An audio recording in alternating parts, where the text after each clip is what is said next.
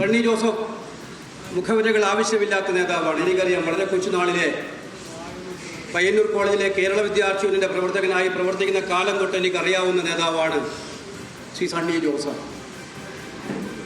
സൗമ്യൻ, മൃദു സമീപനക്കാരൻ, പക്ഷേ ആശയങ്ങളിലും നിലപാടുകളിലും അടിയുറച്ചു നിൽക്കുന്ന ധീരനായ പോരാളി. ഇതാണ് advocate Sunny Joseph.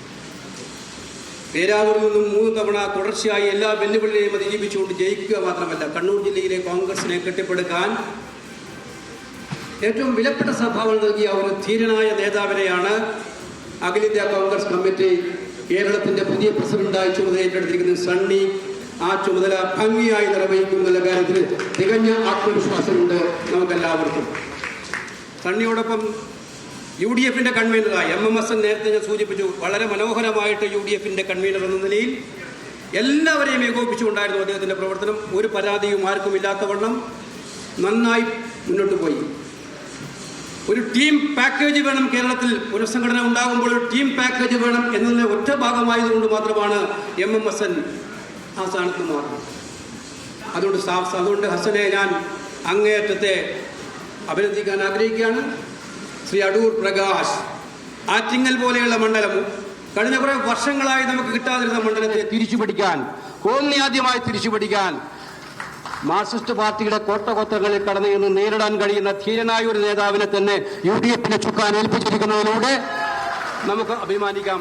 UDF Adoor പ്രകാശിൽ ഭദ്രമാണെന്ന്. 3 working പ്രസിഡന്റുമാർ, കഴിഞ്ഞ 3 വർക്കിംഗ് പ്രസിഡന്റുമാരും മിടുക്കന്മാരായിരുന്നു.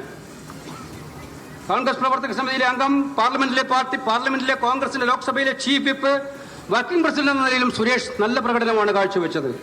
സിദ്ദിഖ് അതിമനോഹരമായിട്ടുള്ള പ്രവർത്തനങ്ങളാണ് കാഴ്ചവെച്ചത്. അതുപോലെ തന്നെയാണ് ശ്രീ TN പ്രതാപനും. നമുക്കറിയാം, തീരദേശത്തെ ജനങ്ങളുടെ പ്രശ്നങ്ങൾ ഏറ്റെടുക്കാനും മുന്നോട്ട് പോകാനും നല്ല നിലപാടുകൾ സ്വീകരിച്ചത്. അവർ 3 പേരും പൊതുവായ പുനഃസംഘടനയുടെ ഭാഗമായി മാറി നിൽക്കാൻ തീരുമാനിച്ചപ്പോൾ വന്ന 3 പേർ നിങ്ങൾക്ക് എല്ലാവർക്കും അറിയാം. കേരളത്തിലെ കോൺഗ്രസുകാർ മനസ്സിൽ താലോലിക്കുന്ന പേരുകളാണ്. ശ്രീ ഷാഫി പറമ്പിലും ശ്രീ അനിൽകുമാറും ശ്രീ PC കൃഷ്ണലാലും എന്ന് ഉറപ്പിച്ച് പറയാൻ സാധിക്കും. സണ്ണിയുടെ പുതിയ മാധ്യമങ്ങളൊക്കെ new Sunny team is arrived. Congress എന്ന് പറയുന്നത് ഒരു ടീം വർക്കാണ്. ഒരാൾക്കൊന്നും ഒറ്റയ്ക്ക് ചെയ്യാൻ പറ്റില്ല. കോൺഗ്രസ് എല്ലാ കാലത്തും ഒരു ടീം വർക്കിലൂടെ മാത്രമേ ജയിക്കാൻ കഴിഞ്ഞിട്ടുള്ളൂ. സണ്ണിയുടെ നേതൃത്വത്തിൽ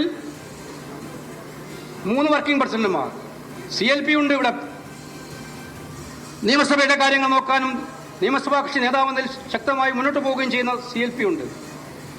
പ്രവർത്തക സമിതി അംഗങ്ങളുണ്ട്. പാർട്ടിയുടെ ഒറ്റക്കെട്ടായിട്ടുള്ള മുൻ പ്രസിഡന്റുമാരുണ്ട്. താഴെ തൊട്ട് മുതൽ മുകളിലോട്ടുള്ള പ്രവർത്തകരുണ്ട്. ഇവരെല്ലാവരും കൂടി നിന്നാൽ നമുക്ക് സംശയം വേണ്ട. നമ്മുടെ ലക്ഷ്യം വളരെ സീരിയസ് ലക്ഷ്യങ്ങളാണ്.